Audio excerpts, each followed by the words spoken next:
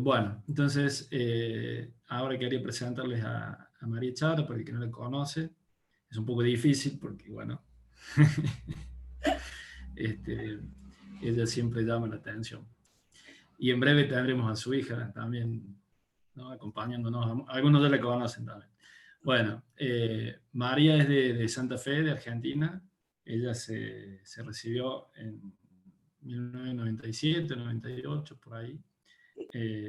Hizo un doctorado con Roberto Miatelo y Ricardo Toledano en el 2002. Y bueno, es investigadora del CONICET, ingresó hace unos años y ha hecho un postdoc de verano en el INPA y actualmente está haciendo un postdoc en Valladolid. Está recién ingresado al país, espero que legalmente. Y tiene un alumno doctoral y bueno, tiene paper con Lucián, con Cícero, con gente de otros lados, ¿no? Bueno, ella nos va a dar una introducción a códigos cíclicos, ¿sí? Así que un gusto presentarla. La dejo a ella. Adelante, María, Bueno, con muchas la charla. gracias. Voy a aprovechar hoy que tengo más tiempo para contarles un poquito algunas cosas estas de códigos cíclicos. Ay, disculpen, perdón que dejé abierto así. Y entonces perdón para la gente que ya conozca estas cosas que voy a contar hoy, sobre todo la primera parte, que va a ser una introducción un poquito larga, pero quería aprovechar para dar las definiciones, contar un poco sobre los parámetros y por qué nos interesan estas cosas. Así que bueno, antes de empezar quería decir eso. Y otra cosa es que no soy tan vieja, en el 97 estaba terminando la primaria. Yo terminé la licenciatura en el 2006 y el doctorado sí en el 2012. Así que, bueno, nada, eso. Entonces, nosotros vamos a trabajar el día de hoy con códigos que se llaman códigos bloque, y es decir, que en donde los elementos con los que vamos a trabajar, las palabras, van a ser todas de la misma longitud. Y además no es que vamos a trabajar con un código cualquiera, que uno lo puede definir, ¿sí?, de manera muy general, sino que vamos a estar trabajando con códigos que tienen una estructura adicional, es decir, códigos que son lineales y que están definidos sobre un cuerpo finito. Uno en general podría agarrar cualquier conjunto, pensar que eso es un alfabeto y agarrarse un subconjunto cualquiera de elementos de la misma longitud si quiere trabajar con códigos bloques o de longitudes distintas y utilizar ese tipo de códigos. Nosotros, como vamos a querer más estructura, o sea, le vamos a ir pidiendo más cosas al código, pero entonces vamos a ir obteniendo también más beneficios, vamos a trabajar con códigos lineales. Entonces, la definición ya la vimos ayer, pero me gusta ponerla para que quede completo y aparte para que fijemos la notación. Un código lineal sobre el cuerpo finito con coelementos de longitud n va a ser cualquier subespacio vectorial de f igual a n. Es decir, que voy a tener n uplas, ¿sí?, con coordenadas que son elementos del cuerpo finito. A esas n uplas, si están en el subespacio C, la vamos a llamar palabras código, y si no, va a ser una palabra cualquiera. La dimensión del código va a ser justamente la dimensión de C como espacio vectorial sobre FQ. Y el otro parámetro importante que tenemos definido, que también ya se vio ayer en varias de las charlas, es la distancia mínima entre dos palabras, que yo, mientras que tenga palabras de la misma longitud en códigos bloques, siempre puedo definir la distancia como la cantidad de coordenadas distintas que tienen las dos palabras. Y si además estoy en un código como este, un código lineal, ¿sí?, en donde sé que el 0 está, entonces puedo definir el peso de la palabra como la distancia al 0, es decir, la cantidad de coordenadas no nulas que voy a tener en la palabra. Y si estoy justamente en un código lineal, entonces puedo definir lo que es el peso mínimo, que va a coincidir con la distancia mínima, eso ya me estoy adelantando un poco, pero es uno de los parámetros del código. Los parámetros del código, lo que me va a importar ver es, bueno, por un lado la longitud, es decir, el tamaño de estos bloques, la dimensión del código, porque es lo que me va a decir dónde es o cuál es mi espacio en donde viven los mensajes, y la distancia mínima, que es el mínimo entre todas el mínimo mirado sobre las distancias entre dos palabras distintas del código, que como les decía, coincide con si puedo escribir acá, coincide con lo que va a ser el peso mínimo del código, ¿sí? En este caso que tenemos códigos lineales. Y la notación es que cada vez que yo diga que voy a trabajar con un NKD código sobre FQ, estoy pensando en esto, en un código lineal de longitud n, dimensión k y distancia mínima d. Epa. Entonces, ¿por qué me interesan? Está un poco lento, ahí está. ¿Por qué me interesan definir estos parámetros? Bueno, ya les había dicho, n es la longitud de las palabras, saber a dónde viven los mensajes. Y el k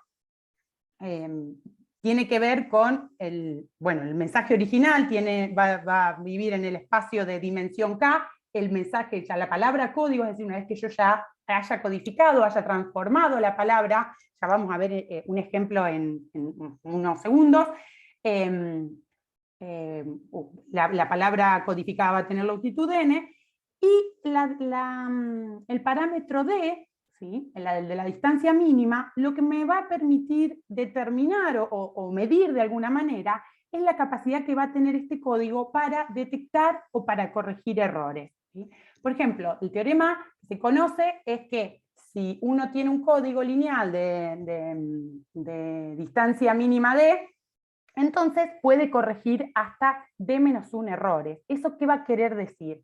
Que si yo ahora recibo una palabra, y yo no sé si esa palabra es la que me enviaron, o si tuvo algún problema, si se cometieron al enviarse hasta d-1 errores, entonces lo que va a pasar es que esa palabra que yo recibí no va a ser una palabra de mi código, no va a ser una palabra de ese subespacio vectorial.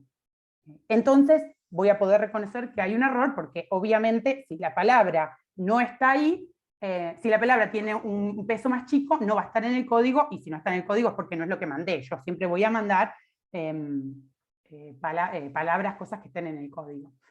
Y la idea de corregir los errores es no solo detectar si cuando me mandan tengo algo que no es del código, porque eso lo voy a poder seguir haciendo, sino que además me gustaría que cada vez que yo recibo una palabra en la cual se cometieron algunos errores, que yo pueda determinar de una única manera alguna de las palabras del código que tenga la menor distancia a la palabra que recibí, y entonces quedarme tranquila que yo la puedo decodificar como la palabra que tenga más cerca, y tener certeza de que esa es la palabra que se envió si la cantidad de errores cometidos no sobrepasa esta cantidad.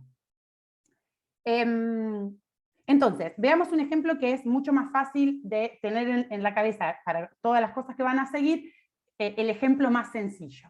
Entonces, supongamos que ahora el alfabeto es 0,1, ¿sí? Es decir, el cuerpo finito, la base con la que voy a trabajar es 0,1. Y que además el código con el que quiero trabajar también va a ser muy sencillo, ¿sí? Yo voy a tener dos mensajes distintos que quiero mandar, uno es blanco y el otro es negro. Y entonces lo que voy a hacer es, bueno, primero tengo que tenerlo representado de alguna manera, lo voy a representar como es blanco va a ser el 0 y negro va a ser el 1.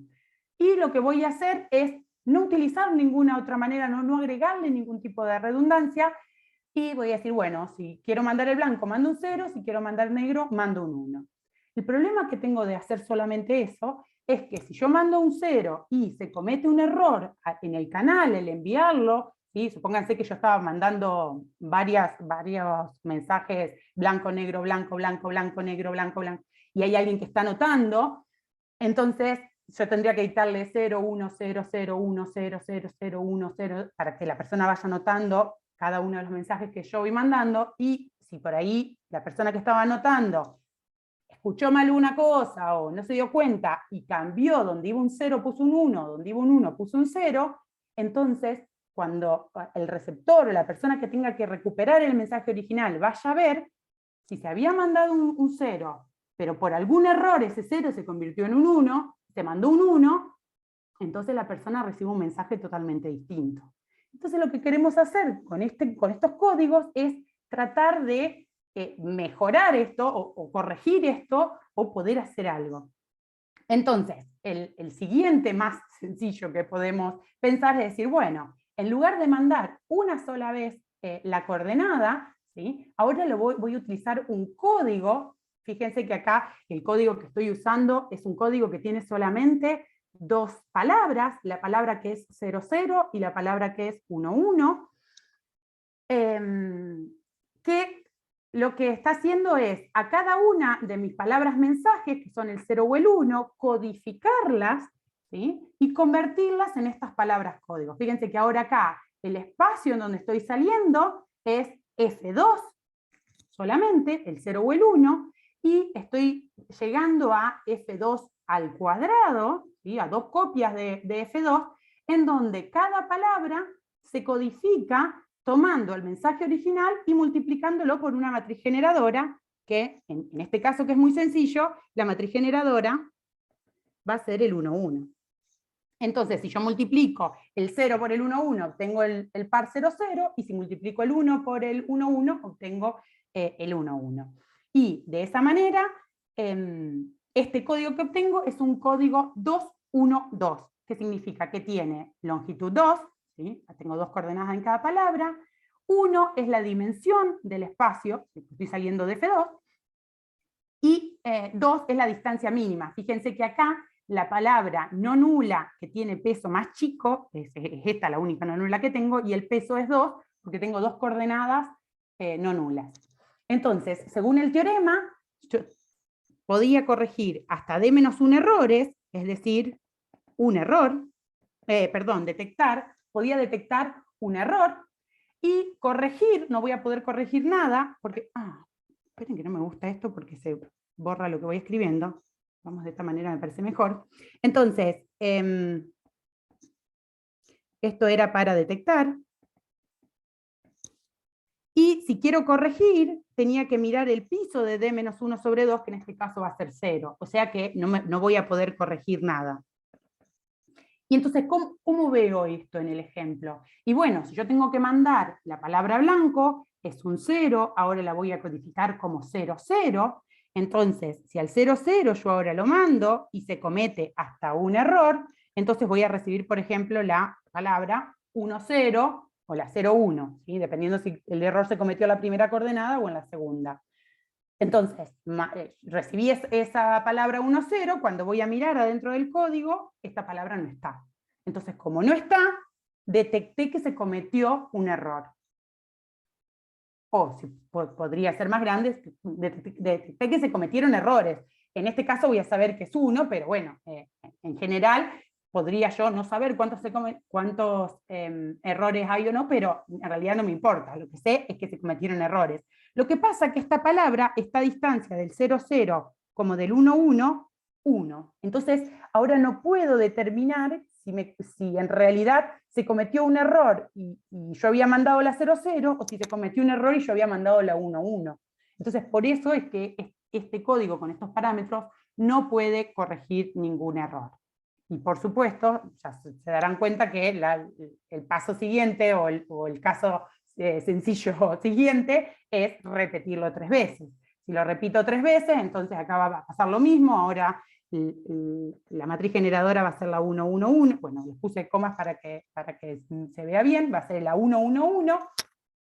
Que de nuevo, si multiplico por el 0, obtengo la palabra código 0, 0, 0. Y si multiplico por el 1, obtengo la palabra código 1, 1, 1. En este caso tengo longitud 3, el espacio de salida sigue teniendo dimensión 1, el código es de dimensión 1, y la distancia mínima ahora es de nuevo el peso mínimo de esta palabra, que es 3.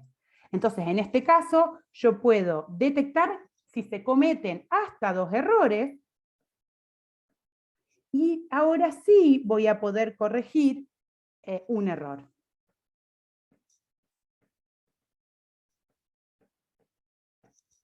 Fíjense que si yo mandaba blanco que era 0, 0, 0 y cometo 1 o 2 errores, entonces significa que voy a recibir algunos unos, ahí no todos unos, pero algunos unos voy a recibir.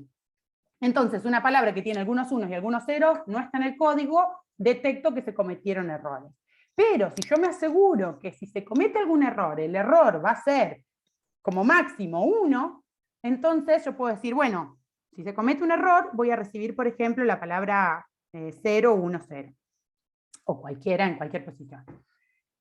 Entonces, como la distancia de esta palabra, el 0, 0, 0, es 1 y la distancia de esta palabra es 2, entonces, porque es la cantidad de coordenadas distintas, entonces voy a poder decodificar la palabra correctamente como la 0, o sea, voy a pensar que la palabra que se envió fue la 000 y esa va a decodificarse como el 0 que corresponde al color blanco.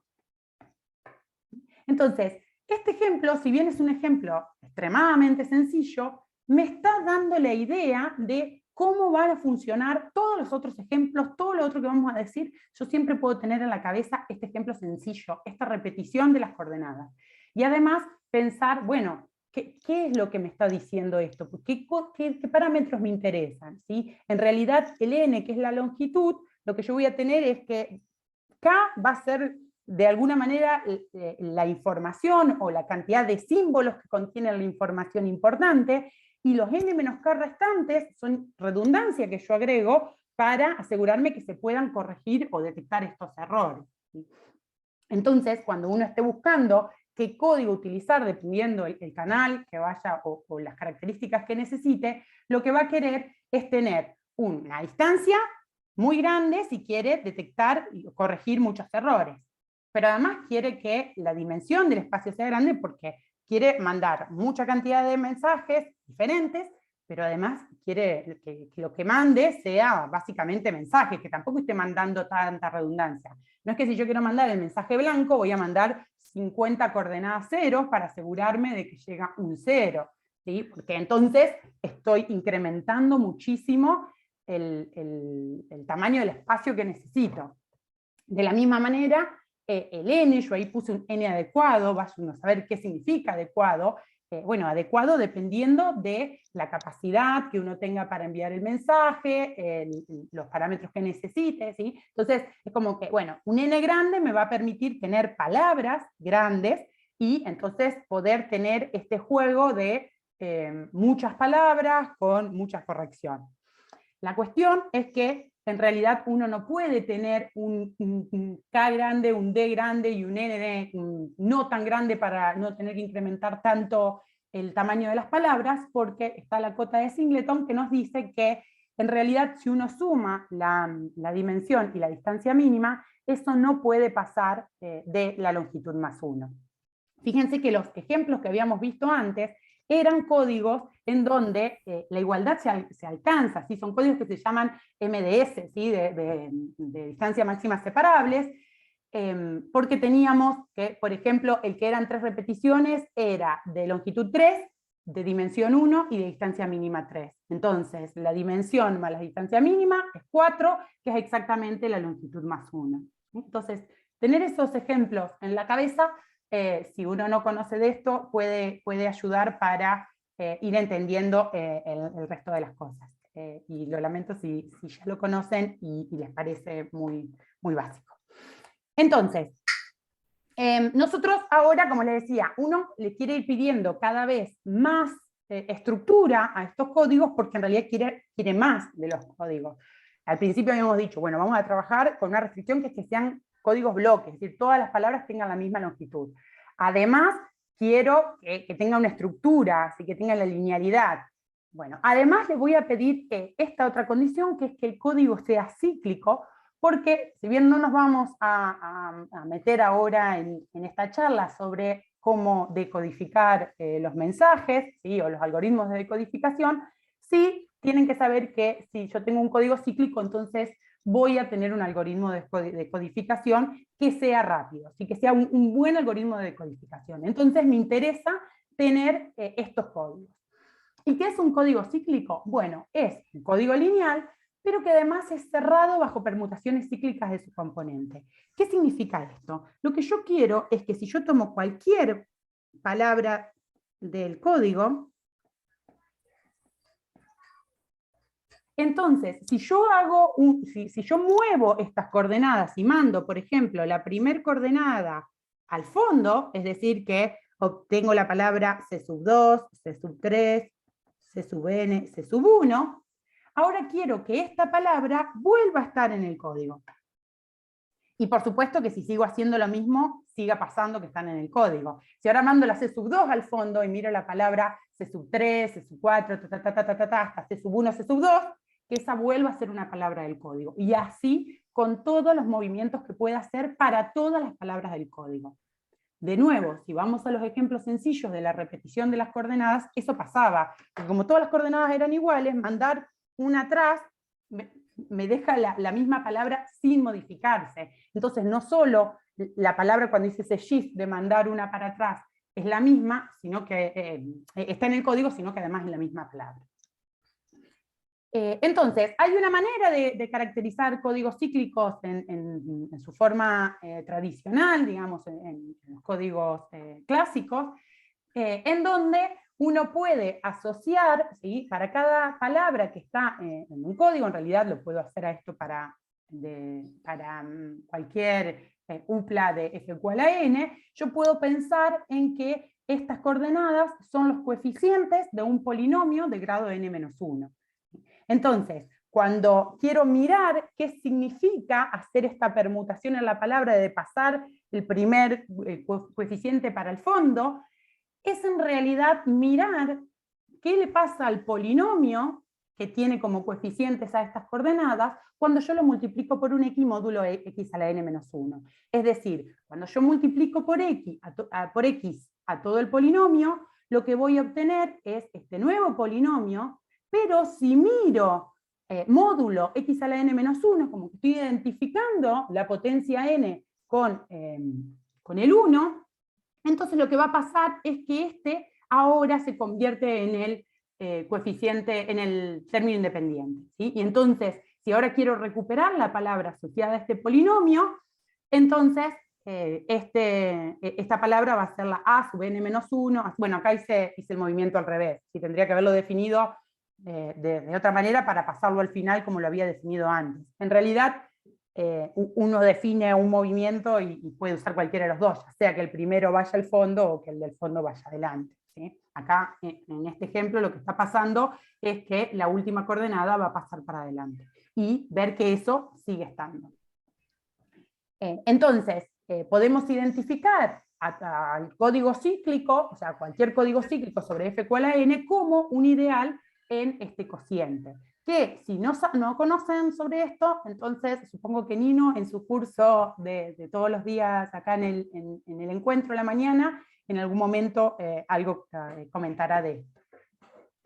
Entonces, tenemos una forma de un teorema para armarnos justamente estos códigos, y que esto va a ser algo muy interesante, muy necesario para el momento de hablar sobre la decodificación, que ya les digo, no lo vamos a hacer ahora, pero no quería dejar de mencionarlo, que es que si uno tiene un código cíclico, ¿sí?, un código cíclico sobre f igual a n, entonces existe un único polinomio mónico de grado mínimo, ¿sí?, que lo genera, ¿sí? Es decir, que yo al código lo puedo ver como polinomios de grado menor a n, ¿sí?, en donde son todos divisibles por ese polinomio g de x, que además divide a x a la n-1. Entonces ahí tenemos una manera, de nuevo, para codificar los mensajes. Una vez que tomamos los mensajes originales, van a ser, bueno, mis palabras que las puedo asociar al polinomio, un polinomio de grado menor a n-r, lo multiplico por el polinomio generador, que es como la matriz generadora, cuando veíamos hoy el ejemplo de la repetición, y de esa manera me construyo todas las palabras del código. Y eso me va a permitir decodificar. Entonces, un ejemplo muy famoso de unos códigos, que son códigos lineales, que son además cíclicos y que además han sido y siguen siendo muy utilizados, ¿sí? Son los códigos de Reed-Solomon. Entonces, para construir estos códigos, y es un ejemplo que es lindo ver, bueno, que son cíclicos y además se pueden ver los parámetros con la construcción, uno lo que hace es evaluar todos los elementos, ¿sí?, no nulos de un cuerpo finito en polinomios de grado menor o igual, o sea, en cualquier polinomio de grado menor o igual a k-1. ¿Sí? Entonces, estas nuevas palabras que estoy construyendo acá, evalúo el polinomio en un elemento del cuerpo finito, obtengo otra cosa del cuerpo, son polinomios con coeficientes en FQ, obtengo algo que está ahí en FQ, y esas son las coordenadas del código de Reed-Solomon. Entonces, bueno, obviamente la longitud va a ser la cantidad de elementos que estoy tomando acá para evaluar. La dimensión tiene que ver con la dimensión del espacio de estos polinomios, que son los que estoy evaluando, que si estoy tomando polinomios de grado hasta k-1, entonces voy a tener dimensión k, porque tengo la base de los polinomios, 1x hasta x a la k-1, y la distancia mínima tiene que ver con, bueno, ¿qué es lo peor, digamos, que puede pasar? O sea, ¿cuál es la cantidad máxima de ceros? Estoy pensando en el peso mínimo. Acuérdense que la distancia mínima es lo mismo que el peso mínimo. Si yo quiero ver la cantidad mínima de coordenadas no nulas que puede tener una palabra, tengo que ver cuál es la palabra que puede tener la máxima cantidad de ceros. Bueno, pero si estoy evaluando polinomios, entonces la cantidad máxima de ceros que puede tener es justamente k, y por lo tanto k-1, porque son de grado k-1, y como tengo q-1 coordenadas, ¿sí?, entonces la cantidad, puedo tener hasta k-1 ceros, y por lo tanto q-1 menos k-1, o sea, q-k, no ceros. ¿Sí? No sé si lo dije demasiado rápido, pero es eso, es pensar ¿cuál es la cantidad máxima de ceros que puedo tener en una palabra? Y un polinomio que se me anule en todos, en un polinomio de grado como máximo esto, que se me anule en k-1 coordenadas de estas, ¿sí? No más que eso. Y entonces el resto, lo que me quedó, es lo que sobrevive, que es no nulo. ¿Y cómo se ve la ciclicidad en estos códigos? Bueno, en realidad, el grupo multiplicativo sabemos que es generado por un elemento. Entonces, si yo ahora pienso que todos estos elementos, alfa 1, alfa 2, hasta alfa q-1, son en realidad potencias de este elemento primitivo, beta, beta al cuadrado, hasta beta a la q-1, porque después beta a la q va a ser beta. Entonces, fíjense que lo que estoy haciendo acá en las palabras es evaluar los polinomios en estas potencias del elemento primitivo. Pero entonces, si yo ahora multiplico cualquier palabra del código por beta, justamente, en realidad, bueno, que tengo otra palabra del código es claro, porque entonces ahora estoy evaluando el polinomio beta por f en los mismos elementos, pero beta por f va a ser en realidad f en beta, bueno, acá estaba haciendo f en beta, cuando lo multiplique por beta va a ser f en beta al cuadrado, y así hasta f en beta a la q-1 más 1, o sea, f en beta a la q, que es beta, y entonces voy a tener este movimiento, este corrimiento cíclico, que lo que hizo fue pasar la primera coordenada para el fondo. Perfecto. Entonces, lo bueno, acá no sé qué me quedó. Lo bueno es que, lo malo, perdón, es que si necesito tener un código con una longitud grande, entonces necesito un cuerpo finito muy grande. O sea, necesito tomar cuerpos finitos muy grandes porque tanto la cantidad de palabras como la longitud están atadas a ese elemento Q. Entonces la idea de GOPA, de los códigos AG, fue, bueno, ya que no puedo, no quiero poder evaluar solamente estos puntos, quiero tener más cosas para evaluar, es decir, bueno, en lugar de usar el cuerpo finito solamente, voy a usar una curva sobre FQ, o equivalentemente un cuerpo de funciones sobre FQ, en lugar de utilizar los elementos del cuerpo finito, voy a usar puntos en la curva o lugares racionales en el cuerpo de funciones, y en lugar de evaluar solamente polinomios, voy a permitir funciones racionales, pero tengo que tener cierto control. No es que cualquier función racional la voy a poder evaluar, pero tengo que tener cierto control de los polos de esas funciones para asegurarme que cuando haga las evaluaciones, esas evaluaciones me sigan quedando en el cuerpo finito en donde estoy definiendo el código. Entonces, más precisamente, el código AG lo que hacemos es tomar un cuerpo de funciones, ¿sí? Pueden pensar en una curva y los puntos racionales en la curva. A mí me gusta trabajar con los cuerpos de funciones, es decir, tengo el cuerpo finito, tengo el cuerpo de funciones racionales, son los cocientes de polinomios en X, donde X es un elemento trascendente sobre FQ, y cualquier extensión finita de FQ de X es un cuerpo de funciones. Entonces, voy a tomar n lugares racionales distintos, n puntos, ¿sí? Y después voy a tomar otro divisor que sea disjunto, o sea, que todos estos lugares no estén en el soporte de ese divisor, para poder construirme el espacio de Riemann-Roch asociado a ese divisor. ¿Quién es el espacio de Riemann-Roch asociado a un divisor? Va a ser el espacio de funciones, de manera que el divisor principal asociado a esa función sea mayor o igual a menos g. Es decir, lo que estoy pensando acá es que si tengo la función f, ¿sí? Que la puedo escribir, el divisor principal f, que lo puedo escribir como el divisor de ceros de la función, menos el divisor de polos de la función, que si yo le sumo el divisor g, esto me dé efectivo. Es decir, que si yo acá tengo lugares que son polos de la función f, que están restando, ¿sí? O sea, que me están sacando la efectividad, entonces todo lo que viva acá adentro tiene que compensarse con cosas que estén en g. Entonces, básicamente lo que me está diciendo es que si la función f tiene polos, esos polos están en el soporte de g. Y el orden de esos polos no puede pasarse a lo que tenga g en su soporte. Entonces, de esa manera me construyo un espacio de funciones que, como las estoy evaluando en lugares racionales, esto va a volver a quedar dentro de FQ, van a ser coordenadas de FQ, porque aparte me aseguro que si está pasando esto de que los P no estén en el soporte de G, entonces eso significa que o bien la F está en P, o bien no está, pero P no es un polo. Entonces esto va a ser 0 si F está en P, o va a ser una coordenada de FQ distinta de 0 si F no está en P. Pero no va a poder ser un polo porque los polos están en G, que son puntos totalmente disjuntos de G. Entonces, todas las evaluaciones, cada vez que yo haga estas evaluaciones, voy a tener elementos de FQ.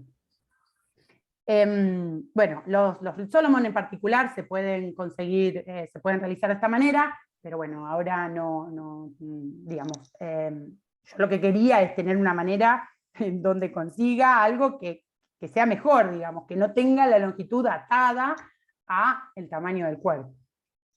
Y justamente en estos códigos lo que tenemos también es buenas cotas, ¿sí? Se conocen en algunos casos los valores exactos para los parámetros. Obviamente la longitud va a ser la cantidad de lugares, de puntos que estoy tomando para evaluar, y si tenemos que el grado del divisor del cual estoy usando, estoy armándome el espacio de funciones a evaluar, si el grado de ese divisor es más chico que n, es decir, más chico que la cantidad de lugares racionales que estoy tomando, entonces la dimensión del código va a ser exactamente la dimensión del espacio de Riemann-Roch. Y hay un teorema, que es el teorema de Riemann-Roch, que nos da una cota inferior para esta dimensión. Si además uno le pide otra hipótesis sobre el grado, que sea más grande que 2g menos 2, entonces sabe que esto es una igualdad. Y de esa manera tiene de forma gratis, como yo al G lo puedo más o menos manejar, porque tiene que ser cualquier cosa disjunta de esos lugares que elijo para evaluar, entonces tengo exactamente quién es la dimensión del código, y fíjense que la dimensión, ¿sí? Si yo me voy a un cuerpo de funciones de género más grande para conseguir tener más puntos, bueno, eso lo que va a hacer es hacerme empeorar un poco la dimensión del código. Entonces, de nuevo, tengo que ir controlando si uno quiere tener mejor dimensión, si quiere tener más puntos para evaluar, si quiere tener una distancia mínima que sea más o menos decente, ¿sí? Entonces, también esta es una cota que, si esto pasa, es una cota no trivial, si no, no va a tener sentido, sobre la distancia mínima. Pero es en realidad ir mirando en las funciones que me voy construyendo, cuántos ceros pueden tener en esos lugares. Y esta cota sale justamente de pensar que si estoy evaluando funciones racionales, ¿sí?, en estos puntos, si tengo una coordenada que es 0, es porque el lugar P sub i, que es donde se me hizo 0, es un 0 de la función. Entonces, si es un 0 de la función, eso está contribuyendo al divisor de ceros de f, y como el grado del divisor de ceros es igual al grado del divisor de polos, y dijimos que los polos estaban acotados por los que había en G, por los elementos que hay en G, entonces de ahí sale contar, igual que como hicimos con los códigos de Reed-Solomon, que uno cuenta la cantidad de ceros, acá cuenta exactamente lo mismo y obtiene esta cota. O sea que en realidad, además, son cotas que son sencillas de ver. Y bueno, como les decía, en este caso, si yo quiero tener más lugares racionales, esto representa la cantidad de lugares racionales que puedo tomar, entonces, si estoy en género 0, como en el caso de los racionales, o como en los Reed-Solomon, entonces lo máximo que puedo tener de puntos son todos los elementos de FQ y el infinito, pero si me voy a géneros más grandes, entonces puedo tener más lugares acá. Y un problema muy importante en la teoría de códigos, o sea que tiene muchas aplicaciones en la teoría de códigos, es, bueno, construirme o bien curvas o cuerpos de funciones que tengan muchos lugares racionales, o poder decir, bueno, de qué manera, o qué es lo mejor, hasta dónde puedo llegar, ¿sí? Bueno, que dependiendo del Q, tengo esta cosa. Entonces, uno dice, bueno, si los códigos cíclicos son buenos porque tienen buenos algoritmos de codificación, y los códigos AG son buenos porque tienen buenos parámetros, entonces lo más lógico es pensar en códigos AG y cíclicos. Y esta es la parte en donde voy a contar algo, que van a ser solo 10 minutos, algo de un trabajo que hicimos con Ricardo Podestá, Ricardo Toledano y Gustavo Cabaña, en donde empezamos a preguntarnos, bueno, ¿qué pasa cuando uno quiere construir códigos que sean a la vez AG y cíclicos? Entonces, primero lo que uno tiene que preguntarse es qué significa la ciclicidad en un código, de estos códigos de evaluación en un código AG.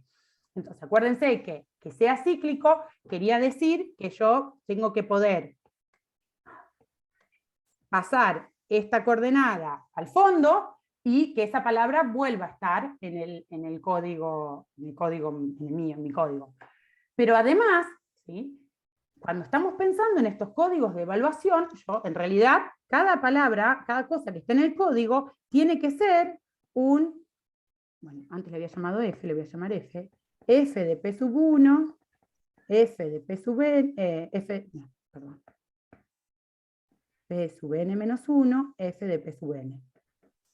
Entonces, si quiero tener un código AG y cíclico, lo que necesito es que para cada palabra de esta manera pueda encontrarme una función F que esté en el espacio de Riemann-Roch del mismo G, de manera que cuando yo evalúe esa F en P1, me dé lo mismo que evaluar la función original en P sub 2, evaluar la F en P sub 2 sea lo mismo que la palabra original tenía en la coordenada 3, o sea, en Q sub 3, y así con todas las coordenadas. Es decir, que lo que necesito es que para cada U en el espacio de Riemann-Roch exista otro elemento en el espacio de Riemann-Roch, tal que las evaluaciones me vayan dando lo mismo, pero corrido en una coordenada, ¿sí? La evaluación en P1 me dé en P2, la de P2 me dé U de P3, y así hasta la última, que necesito que la evaluación en el último lugar me dé lo que me daba la evaluación en el primer lugar, la función que estaba evaluando para la palabra original. Y que eso me pase para todos los U, para todas las palabras. Entonces, una manera de construirse, o sea, de tener este movimiento en las palabras, esto me lo voy a poner más rápido así lo veo todo junto, es, bueno, uno podría pensar en tener automorfismos, ¿sí? Los automorfismos van a actuar, o sea, actúan sobre los lugares, sobre los puntos, y entonces de manera natural los hago actuar en los divisores, ¿sí? Como los divisores son sumas formales de estos lugares, y entonces digo que actúa en un divisor de la misma manera que va actuando en los lugares, ¿sí? Con las. Entonces uno podría pensar ahora qué le pasa a una palabra cuando yo tengo, cómo es la acción de alguno de estos automorfismos en una palabra del código. Y podría pensar en definirme este código CSVL, pero ahora en el transformado de IDG. Fíjense que si esto lo pensamos por la definición, este código serían los F de sigma de P1, F sigma de P sub n, donde el F pertenece al L de sigma de G. Entonces, lo primero que uno podría decir es, bueno, si yo dejo, me tomo un automorfismo, pero que me deje fijo el G y que me deje fijo el D, entonces, en principio, este código, obviamente si lo estoy dejando fijos, va a ser el código original, ¿sí? Pero además, si dejo fijo el G, entonces lo que puedo pensar es que, bueno, cada palabra que esté en el espacio de Riemann-Roch también va a estar en el espacio de Riemann-Roch de sigma de G, porque ya dijimos que queda fijo, y que una palabra esté en el espacio de Riemann-Roch de sigma de G significa que sigma la menos 1 de esa palabra está en el L de G. ¿Sí? Podría poner el sigma la menos 1 o el sigma de F, y entonces estaría en el sigma la menos 1 de G, pero da lo mismo, dependiendo cómo quiera definir uno la acción. Y entonces de esta manera, uno lo que podría construirse es algo, una manera de actuar ahora sobre las palabras, y que no tenga que estar moviendo, ¿sí?, los lugares. ¿Por qué? Porque acá que yo diga que deja fijo el divisor D, no significa que lo deja fijo puntualmente, que el sigma de P1 sea P1, sigma de P2 sea P2, porque si tengo eso, bueno, tengo el mismo código, si no moví nada. ¿Sí? Yo lo que estoy pensando es que sigma de D sea igual a D, cuando digo sigma de D igual a D, estoy pensando que cuando hago sigma de P1 me da algún otro P sub I que está en el soporte de D. Después sigma de P sub 2 es otro que está ahí. ¿Sí? Entonces ya se imaginarán cómo o qué le pedimos para que sea cíclico. ¿Sí? Si yo, además de tener un automorfismo que me deje fijo el D y que me deje fijo el G, le pido que mueva cíclicamente los lugares, es decir, que al P1 lo mande al P sub 2, el P sub 2 lo manda al P sub 3, y así con todos, hasta el último, que lo manda al P sub 1, ¿sí? O al revés, dependiendo si quieren mandarlo para adelante o para atrás. Entonces, este código, el código original, ¿sí?, va a ser un código cíclico, porque si le hago actuar ese automorfismo que conseguí que haga esto, entonces lo que voy a tener es que las palabras las puedo representar tanto como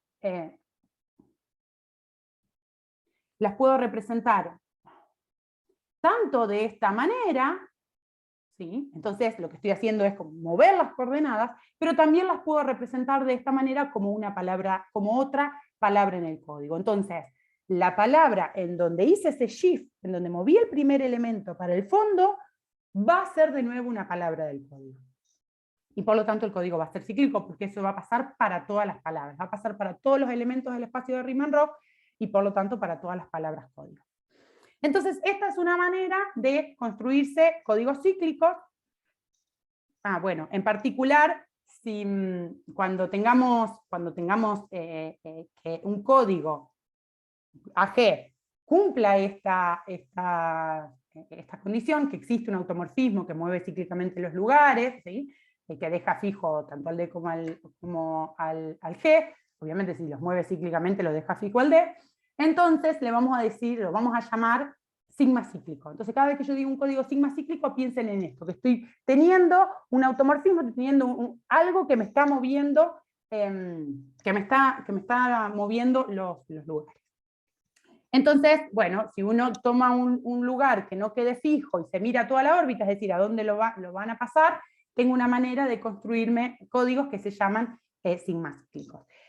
Los ejemplos no los voy a pasar porque ya estoy bastante pasada de tiempo, pero entonces una de las cosas que pudimos ver es que en realidad si uno toma ahora una extensión de Galois, fíjense que estas construcciones, ¿sí? con lugares, uno puede ir haciéndolas, ¿sí? Puede ir haciéndolas en distintos pasos, ¿sí? En distintos cuerpos de funciones que estén uno sobre otro. Entonces, en este caso, si uno tiene una extensión de Galois y hay n lugares racionales que sean movidos cíclicamente por algún elemento del Galois, entonces se puede probar que la extensión es cíclica, que el automorfismo que me mueve cíclicamente los lugares generan a todo el Galois, y que además estos lugares que eran movidos cíclicamente por ese automorfismo, en realidad estaban todos viviendo, no sé qué le pasa a esto, bueno, no voy a escribir más nada, estaban todos viviendo todos arriba de un mismo elemento, mismo lugar de ese. Y recíprocamente, si la extensión con la que empiezo ya es Galois cíclica, entonces hay un lugar que se va a descomponer en la extensión y el generador del Galois me va a mover cíclicamente los lugares. Entonces, puedo relacionar los códigos sigma cíclicos con las extensiones cíclicas. Y si ahora estoy tomando un cuerpo de funciones cualquiera, ¿sí? sobre FQ, entonces, de nuevo, si tengo un automorfismo que me mueve cíclicamente los lugares, entonces significa que ahí en el medio tenía alguna subextensión cíclica, y que en realidad esos lugares que eran movidos cíclicamente por el automorfismo estaban todos arriba de uno mismo. Entonces uno lo que va a pensar es, bueno, voy a buscar alguna extensión en donde tenga esta descomposición, tenga muchos lugares arriba, y el Galois me los va a mover cíclicamente, me voy a poder construir códigos que sean sigma cíclicos. Y lo que no voy a llegar a contar, pero lo quiero mencionar, es que uno dice, bueno, ¿qué pasa ahora si hace esta construcción de ir moviendo los lugares con un automorfismo que me vaya moviendo cíclicamente los lugares, para, en el caso de que tomo lugares racionales, porque ahí los automorfismos están totalmente determinados, quienes son los automorfismos del cuerpo de funciones racionales, y además, para estudiarlo, para hacer alguna construcción, vamos a ver los códigos de tipo one point. Esos son en donde el divisor G, en los cuales estoy tomando el espacio de Riemann-Roch, está formado solo por un lugar. Es decir, el G en ese caso va a ser algún número natural por un lugar. Y lo que pudimos ver es que, bueno, si uno agarra la computadora y quiere ponerse a generar códigos sigma cíclicos de esta manera, fija una longitud, fija una dimensión y se construye con todos los automorfismos posibles ahí. En los códigos aparecen en una lista un montón de códigos. Entonces uno dice, bueno, pero ¿y esos códigos? ¿Son todos? ¿Son nuevos? ¿Son algunos? Y lo que pudimos probar, está todo ahí, es que en realidad, si pensamos en códigos racionales y que sean sigma cíclicos, es decir, generados de esta manera, van a ser todos equivalentes, ¿sí? a dejar fijo el infinito, y además el automorfismo que estoy tomando, uno puede ir cambiando un poco ese automorfismo, pero en realidad el código que voy a ir generando, una vez que yo fijé la longitud y fijé la dimensión, y que además el orden va a tener que ver con el orden de la matriz, el orden del automorfismo. Entonces, todos esos códigos van a ser en realidad equivalentes a uno solo. Entonces yo fijo una dimensión y fijo una longitud, todos los sigmas cíclicos racionales de tipo one point que me puedo construir son todos equivalentes. Entonces uno dice, bueno, si quiere cíclicos racionales, cíclicos AG de este tipo, entonces tiene que buscarse otras maneras de construirse códigos cíclicos, porque de esta manera no estoy pescando todos los códigos cíclicos que puedo conseguir. Y bueno, y eso es parte del trabajo, como les decía, con Gustavo y los dos Ricardos.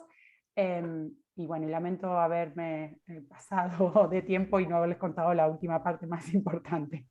Gracias.